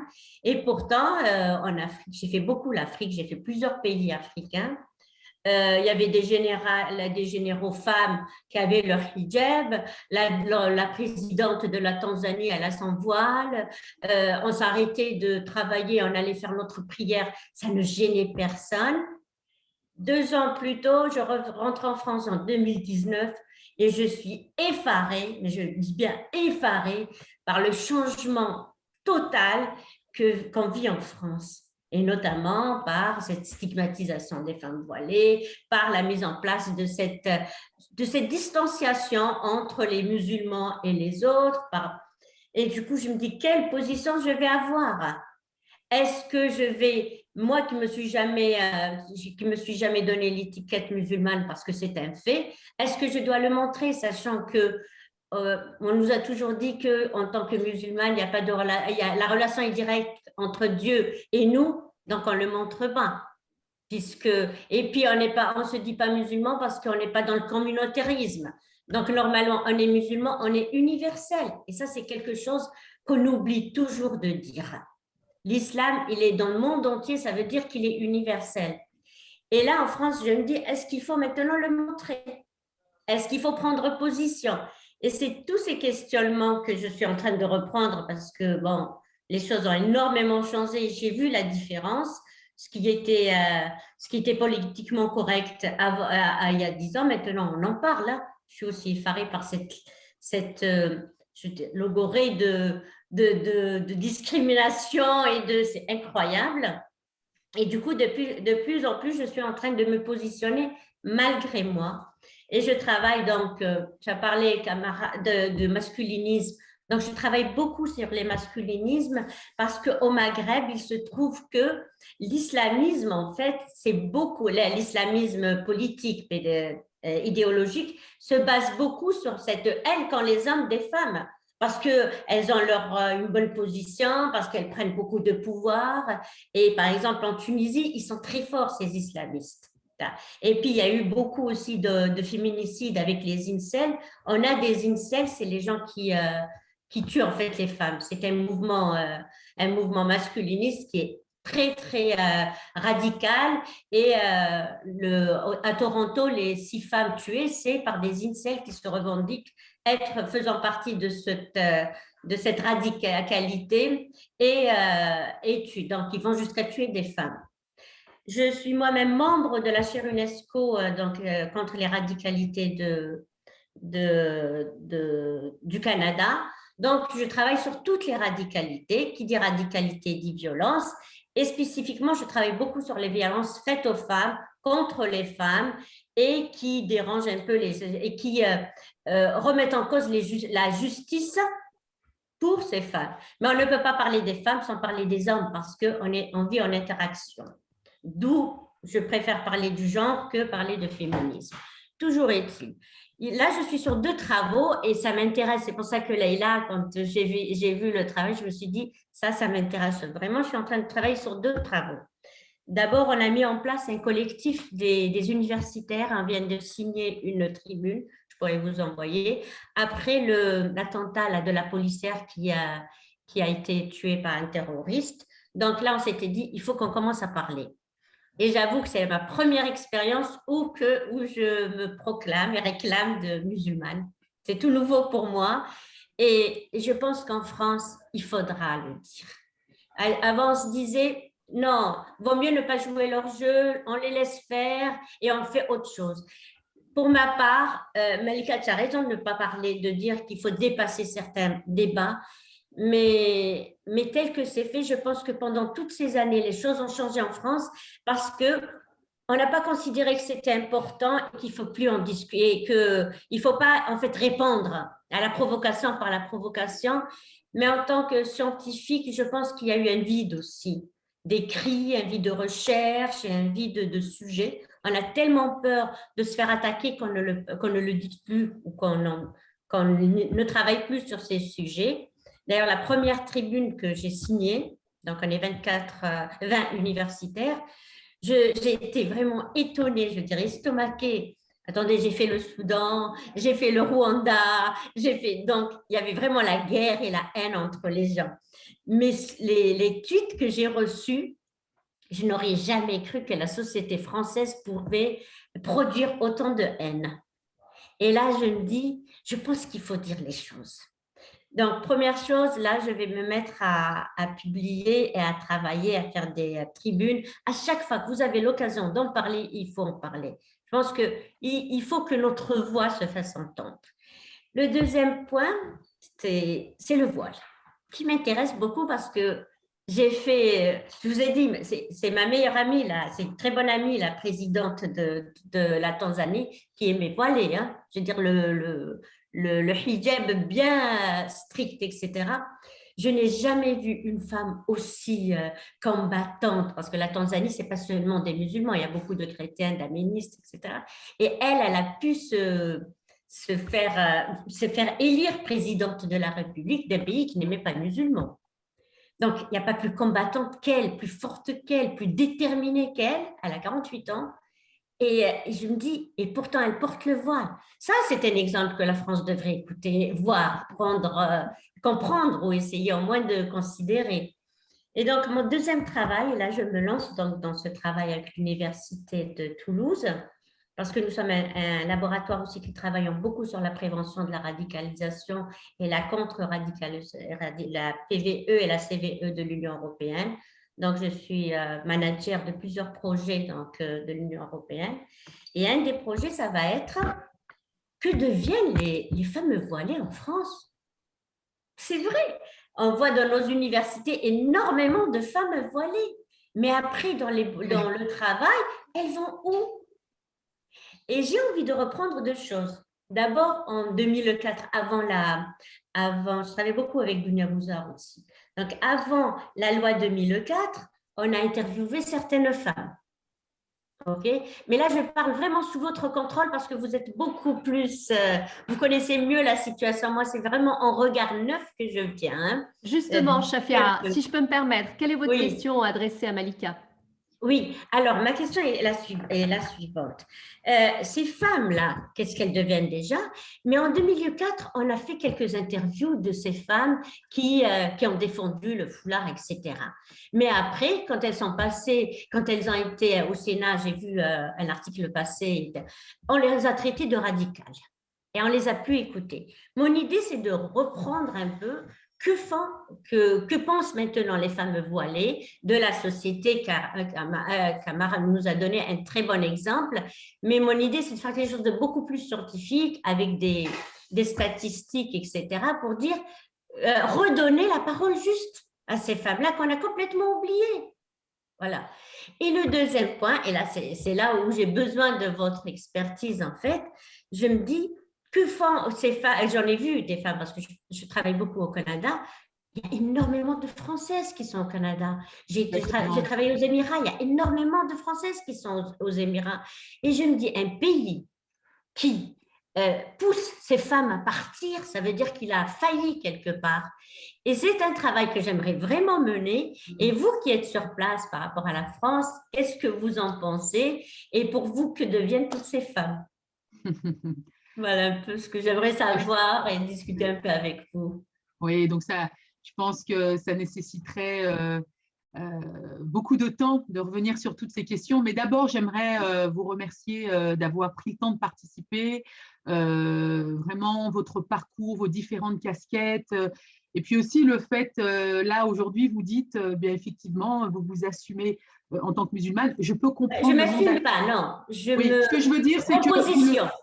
prends position. Vous prenez position et c'est récent, si j'ai bien compris, mais c'est parce qu'en fait, vous ne voulez plus être complice d'un environnement délétère et exacerbé de l'islamophobie aujourd'hui qui gangrène la France. Je pense que c'est simplement, je parlais tout à l'heure de conscience, de conscientisation, c'est tout à fait ça en fait, hein, c'est de se dire à un moment donné, on ne peut plus se taire. Et d'ailleurs, dans le monde académique français, de grands noms dénonce aujourd'hui ce discours délétère à l'endroit de l'islam, à l'endroit de… Et c'est ça qui est assez intéressant, c'est qu'aujourd'hui, une parole s'est libérée, y compris dans le monde académique et de grands noms du monde académique français. Ce qui fait que, eh bien, effectivement, nous, après, en tant que… moi, effectivement, je porte un foulard, donc je suis musulmane visible. Vous ne portez pas de foulard. Et puis, je suis musulmane visible. Je pense que les musulmanes sont musulmanes visibles, ne serait-ce que par la force de nos valeurs. Ce que je veux dire, c'est que d'emblée, lorsque j'apparais quelque part, moi, demain, je ne peux pas atterrir dans un panel et parler sans que d'office, et d'ailleurs, entre parenthèses, je peux aujourd'hui, demain, prendre la parole et parler des abeilles, ou de la question des abeilles m'intéresse beaucoup. La disparition des abeilles, c'est l'humanité qui est menacée. Eh bien, vous savez, on va me parler et votre foulard, madame. Donc, c'est ça, quand je dis musulmane visible, c'est-à-dire que vous pouvez intervenir sur n'importe quel sujet. Le nom, le prénom, l'accent. Voilà. On va vous renvoyer à votre foulard. Donc, voilà. Enfin, tout ça pour dire que merci en tout cas de partager votre parcours et puis aussi cette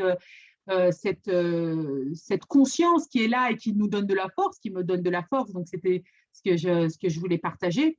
Il y a deux phénomènes aujourd'hui qui est en train de se passer chez les musulmanes de France.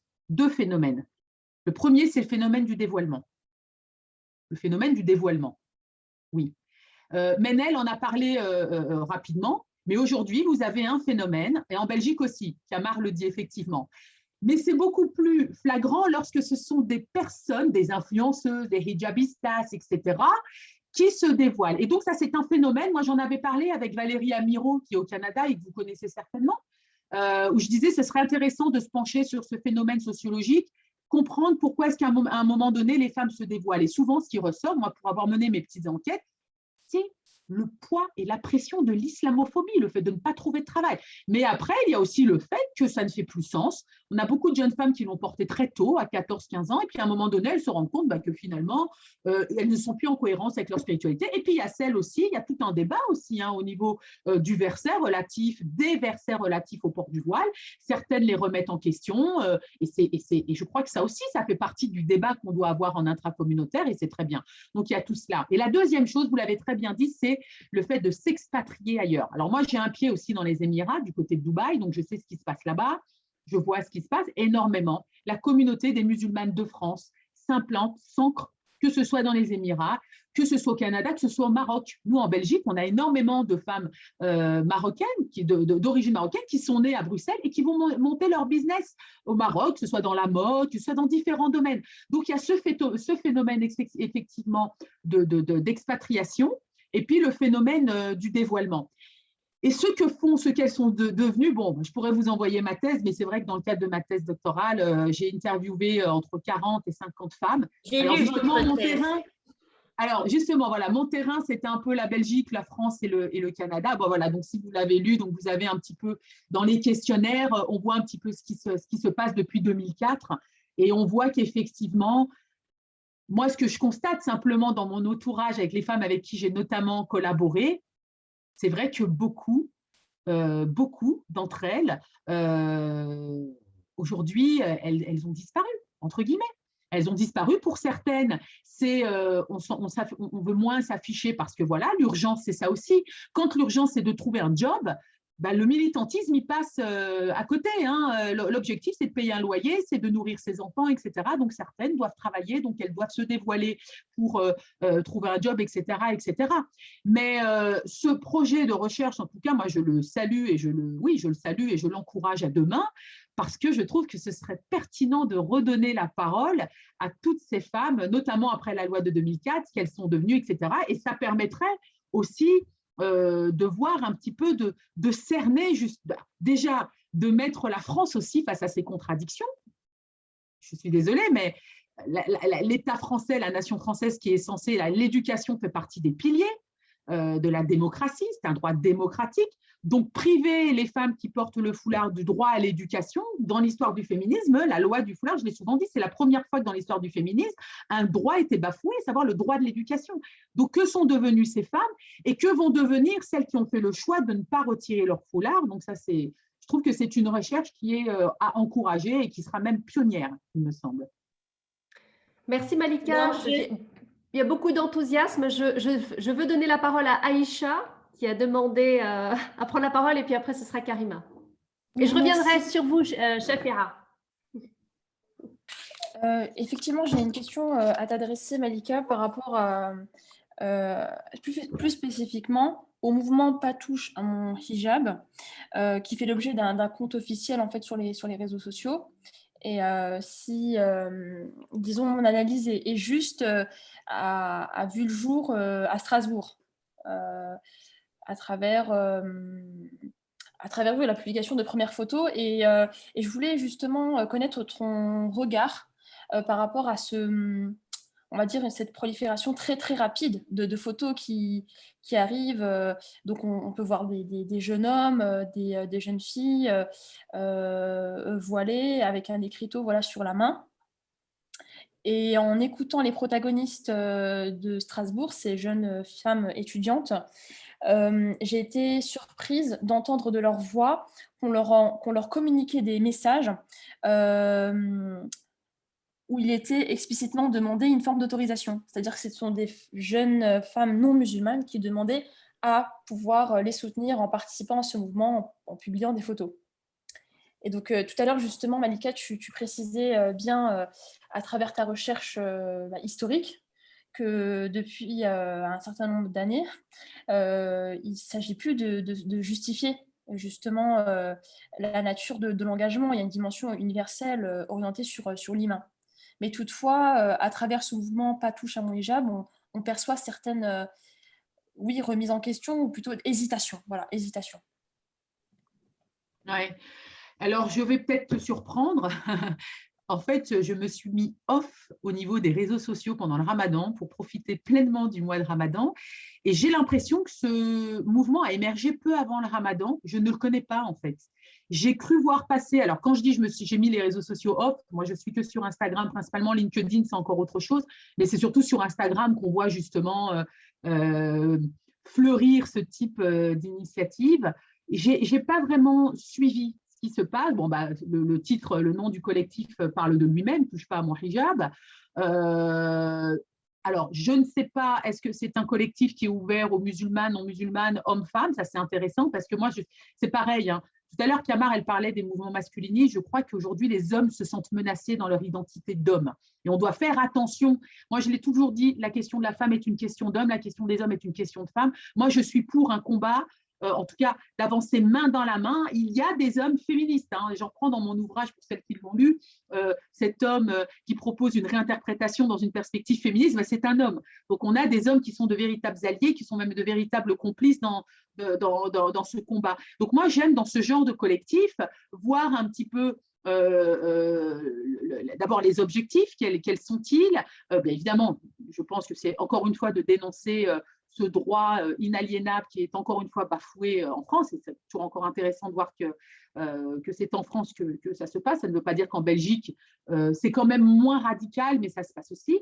En tout cas, moi, je n'ai pas vraiment suivi de près, mais ce que je peux dire, en tout cas, mon appréciation par rapport à ce type de mouvement, moi, je ne dirais pas touche à mon hijab. Je parlerai plus de ne pas toucher à ma liberté religieuse, point barre. C'est encore difficile, c'est-à-dire que moi, je parle avant tout de dignité humaine, de droits humains, de liberté individuelle, de liberté religieuse. Mais c'est vrai que beaucoup de musulmanes me le disent, non, Malika, il y a quand même le symbole religieux et je les comprends et je l'entends. C'est le symbole religieux, c'est le foulard aujourd'hui qui est touché, qui est stigmatisé. Donc, il faut aussi pouvoir appeler un chat un chat. À un moment donné, c'est le foulard qu'on ne veut pas voir dans l'espace public français. C'est clair, on va moins prendre la tête à une personne qui porte une petite croix qu'à une femme qui est voilée. Donc, il faut aussi pouvoir le dénoncer. À ce moment-là, je pense qu'il faut mener ce combat au niveau en intracommunautaire, mais aussi en extracommunautaire. Et là, encore une fois, toujours dans cette perspective de partenariat avec des organisations de droits humains, des organisations féministes. Moi, j'appelle souvent, et de plus en plus, ce qui n'était pas le cas il y a 20 ans, mais je pense qu'effectivement, il faut élargir la lutte pour avoir le plus d'alliés, le plus de complices possible, et ne pas simplement défendre le droit à porter le foulard, parce qu'on va vous dire quoi? Vous voulez porter le foulard? Bah, partez dans vos pays. Bah, non, moi, je suis ici, chez moi, en réalité, c'est le respect de cette liberté religieuse qui m'est garantie par les traités internationaux, par l'ONU et par l'article 18 de la Déclaration européenne des droits de l'homme. Point barre. Dossier clôturé, normalement. C'est sûr qu'il faut faire attention à ne pas laisser le voile comme voilà, un élément qui va venir cristalliser en fait les tensions polarisées en fait entre les personnes et parfois on s'en aperçoit pas, mais on peut alimenter justement cette instrumentalisation en rentrant justement dans des actes peut-être éphémères, peut-être que ce collectif sera bien construit et qu'il arrivera une réflexion constructive à la suite, mais je pense qu'il faut être très prudent sur ce qu'il y a derrière. Je donne la parole à Karima.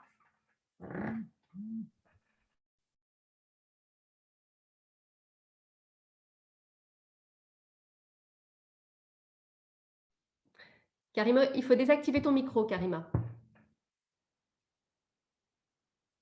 Alors, Fatma, si tu veux prendre la parole, je reviendrai sur Karima.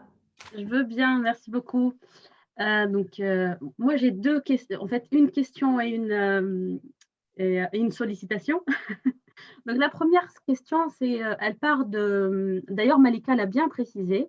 Moi, je considère le combat, si on peut dire, féministe, s'il ne peut pas être inclusif, moi, je pense qu'il est de base, donc il va pas être soutenu parce que je pars d'un constat, les hommes qui m'entourent, hein, donc que ce soit dans ma famille, mes amis, des collègues, etc., le mot féminisme ou féministe fait peur parce qu'on croit que on est contre, en fait. On croit qu'on est en tant que femme contre les hommes, alors que, en tout cas en ce qui me concerne, je ne vois pas du tout, ce combat de la sorte.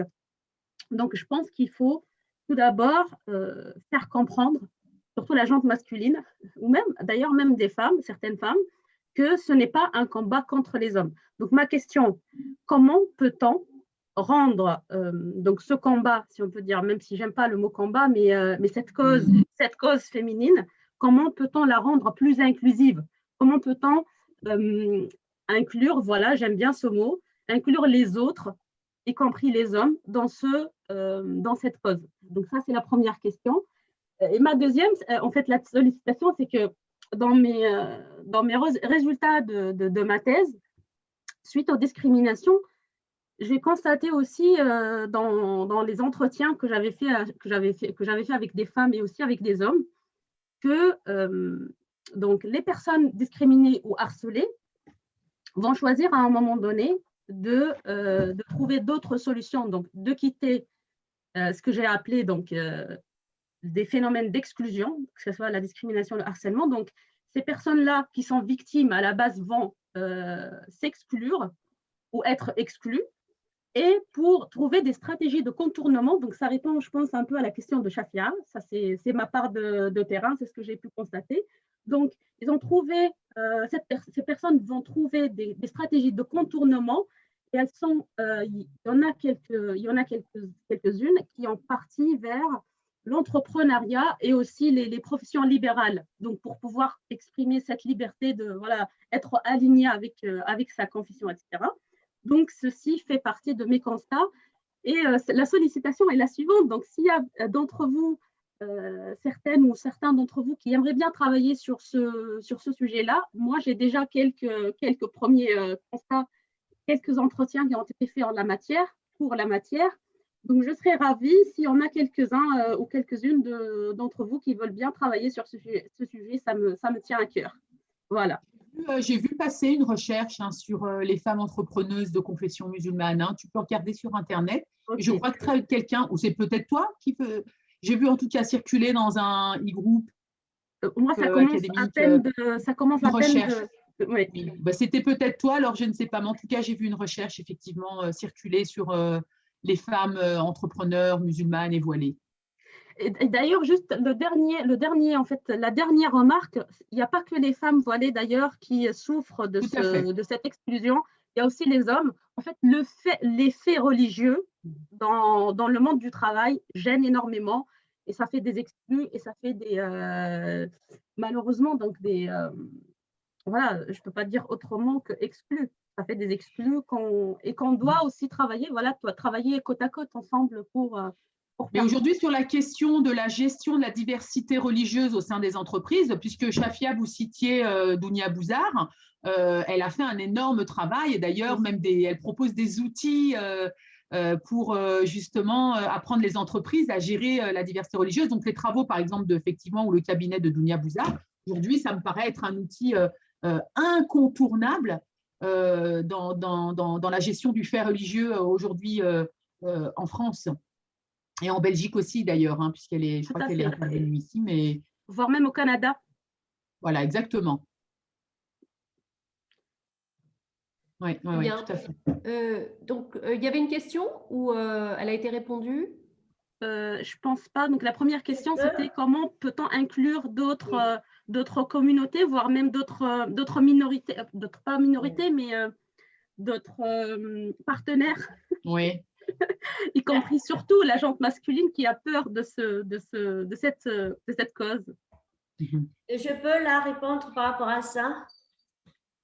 Juste par rapport à l'inclusion. Shafia, juste un instant. Notre invitée, c'est Malika Hamdi. Donc, je vais lui laisser prendre la parole. Et après, il n'y a pas de souci, Shafia, et je suis sûre que votre va compléter la mienne. Merci. Non, il n'y a pas de problème. Merci, Laïla, de me donner la parole. Juste, il y a 2 études importantes par rapport au féminisme. La 4e vague du féminisme. Non plus.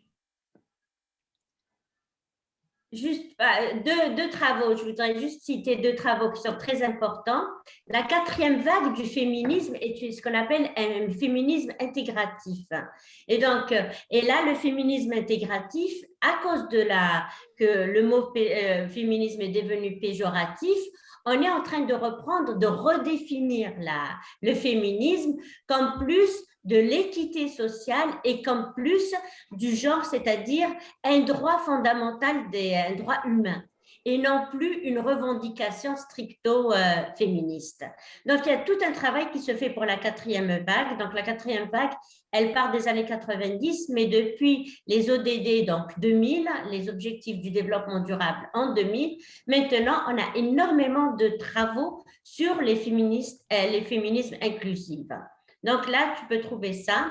Et le deuxième point, donc Malika a parlé des travaux de Dounia Pouzar, mais il y a un autre travail qui a été fait par rapport à l'Union européenne qui s'appelle PREV 2030. C'est un projet qui s'appelle PREV 2030, financé en partie par l'Union européenne et l'autre par la France, qui lui travaille sur la radicalisation, mais les discriminations dans le milieu du travail et qui peut répondre. Il y a des enquêtes, je pense, il y a plus de 2000 entreprises.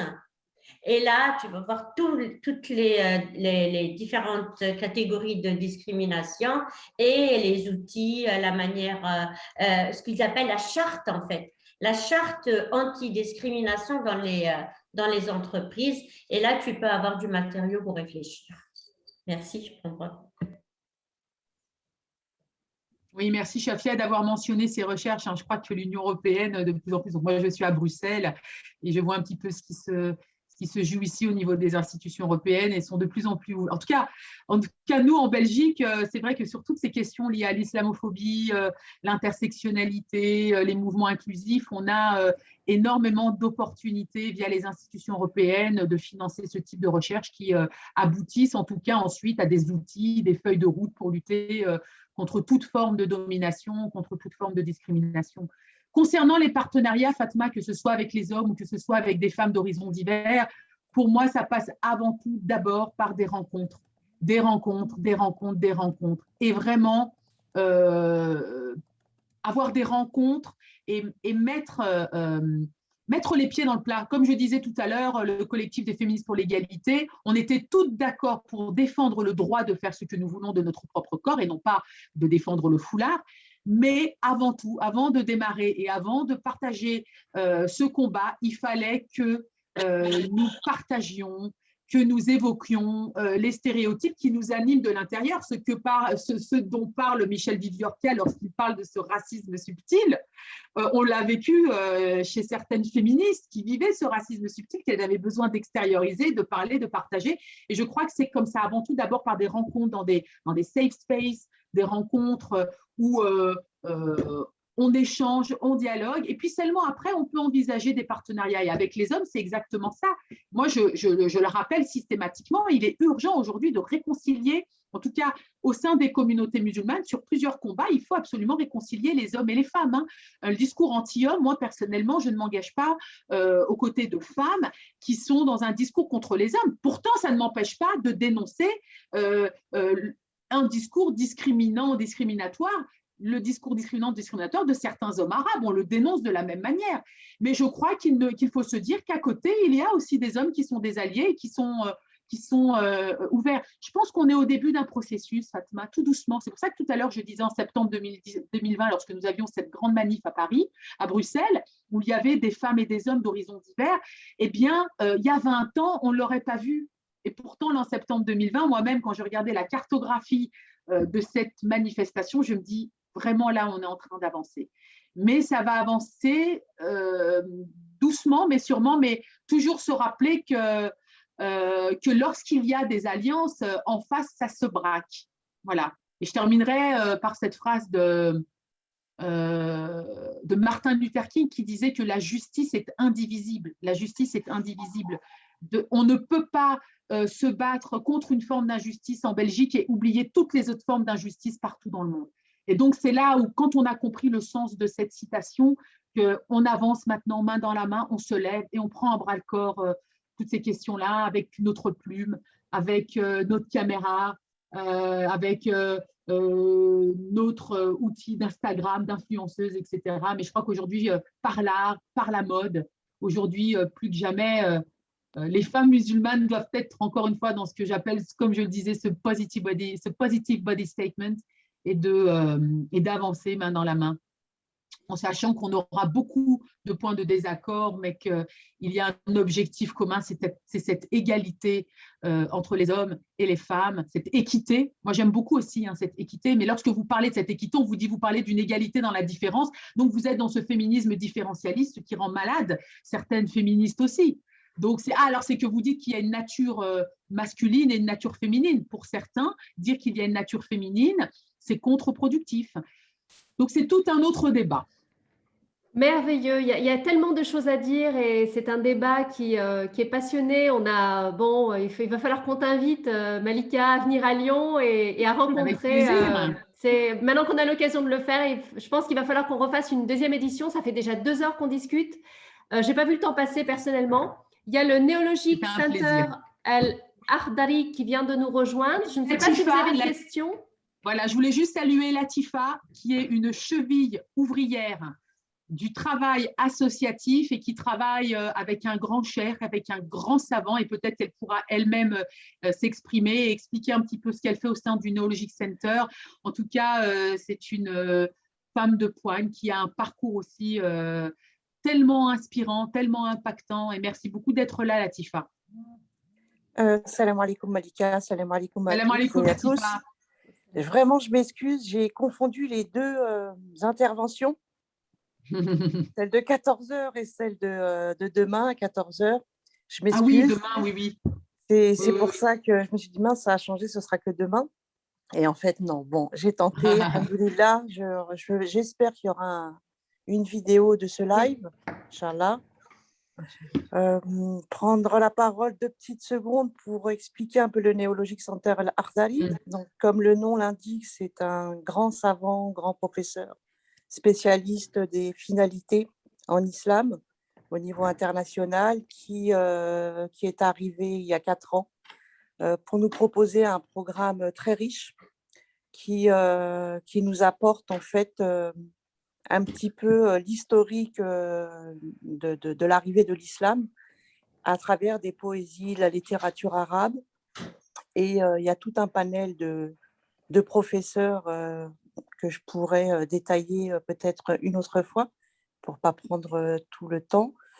Ceci dit, c'est vraiment un programme, et pas seulement parce que c'est le programme de Cheikh Al-Ardari, mais pour nous, francophones et même arabophones, parce qu'il y a beaucoup d'élèves arabophones, ont compris que pour comprendre, ont appris déjà et compris qu'il fallait vraiment apprendre le langage poétique, si je puis m'exprimer ainsi, pour comprendre toute la métaphore ou les métaphores coraniques. Voilà, en gros, c'est ça, ce qui ne veut pas dire que personne n'a compris le Coran depuis des siècles, mais il faudrait qu'on s'imprègne de toutes ces connaissances pré-islamiques pour pouvoir, un tant soit peu, comprendre un petit peu notre religion, notre belle religion, et pouvoir l'appliquer surtout et transmettre et être à la hauteur de ce message, Inch'Allah. Donc, je vous invite à aller sur le site Facebook pour l'instant du Neologic Center Al-Ardari, il y a beaucoup d'infos, et mon numéro. Merci Malika. Merci pour votre de m'avoir intervention. permis. Merci Vous êtes à la vous. bienvenue. Et oui, effectivement, il y aura un replay qui sera sur YouTube et sur les réseaux sociaux. On arrive au terme, même si je pense qu'on pourrait continuer comme ça longtemps. Chère Malika, tu nous inspires, tu nous élèves. Et merci pour cet échange très, très riche qui nous a fait, je pense, qui nous a fait bouger un peu et c'est tant mieux. Je te donne le mot de la fin, Malika. D'abord, merci d'avoir patienté malgré ce beau soleil. J'imagine que vous toutes là, souhaiteriez certainement aller faire une balade et profiter du soleil. Et terminer juste, je reprends toujours ce rappel d'Angela Davis qui, moi, m'inspire beaucoup et qu'on a abordé très rapidement ici ce soir. Angela Davis a dit une chose, elle a dit que désormais, la lutte pour la justice sociale passera d'abord par un travail intérieur, le fait de prendre soin de soi pour ensuite changer son environnement. Donc, c'est ce que disait Gandhi, si on veut changer l'environnement, il faut d'abord se changer soi-même. Et donc, nous toutes qui sommes ici, que ce soit à travers l'art, à travers l'écriture, à travers la recherche, c'est important de prendre le temps pour soi et de se dire que, effectivement, alors je ne suis pas une spécialiste des finalités, Latifa, mais pour nous, en tout cas pour moi, la finalité, c'est de promouvoir cette justice, cette égalité qui sont intrinsèques au message émancipateur de l'islam. Et je n'ai pas besoin de parler d'islam, je veux parler juste de spiritualité, de dire être en accord avec mes principes. J'aime pas non plus le terme combattre, mais c'est m'engager vers plus de justice sociale, vers plus de paix. Et tout cela ne passera qu'à partir de ce travail à l'intérieur pour rayonner sur l'extérieur. Ce n'est pas évident, mais je crois qu'aujourd'hui, de plus en plus de femmes dénoncent cette charge mentale qu'elles vivent, que ce soit dans leur famille, que ce soit au travail, etc.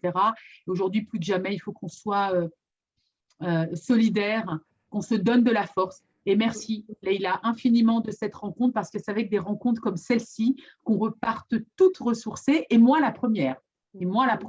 Donc, merci à vous toutes d'avoir été présentes et d'avoir passé ce moment d'échange dans la fraternité, dans la simplicité aussi. Merci à vous toutes. Merci Malika pour ces mots.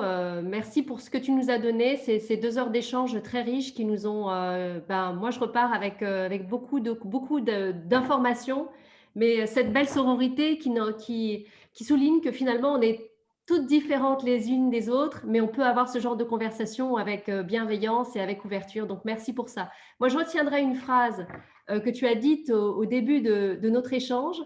Et que j'aime beaucoup, c'est que nous ne sommes plus des objets d'étude, mais des sujets d'action. Et je trouve ça merveilleux, voilà, de se mettre en marche pour essayer de changer les choses à notre niveau. On est tous des petits colibris. Oui. Le plus important, c'est de se sentir utile. Je vous invite à nous retrouver le mois prochain, le 27 juin prochain, avec le livre de Nora Asseval, qui est c'est une collection de contes soufis, une sagesse universelle. Nora nous fera le plaisir d'être avec nous dimanche. Donc, n'hésitez pas à en parler autour de vous. Si vous voulez venir avec vos enfants, c'est le moment idéal puisque Nora est une excellente conteuse. Elle a fait toute une collection de contes soufis pendant le mois du Ramadan que j'ai eu plaisir de regarder avec mes filles. Je vous souhaite à toutes une excellente fête des mères. Si on n'est pas mère, on en a au moins une. Donc, c'est l'occasion pour vous de passer du temps avec votre maman. Et je pense particulièrement à toutes les mères palestiniennes que je porte dans mon cœur depuis longtemps et à toutes les mères qui souffrent à travers le monde. Je vous embrasse et merci beaucoup pour tout ce que vous nous avez donné. Merci. Merci, au revoir. Au revoir.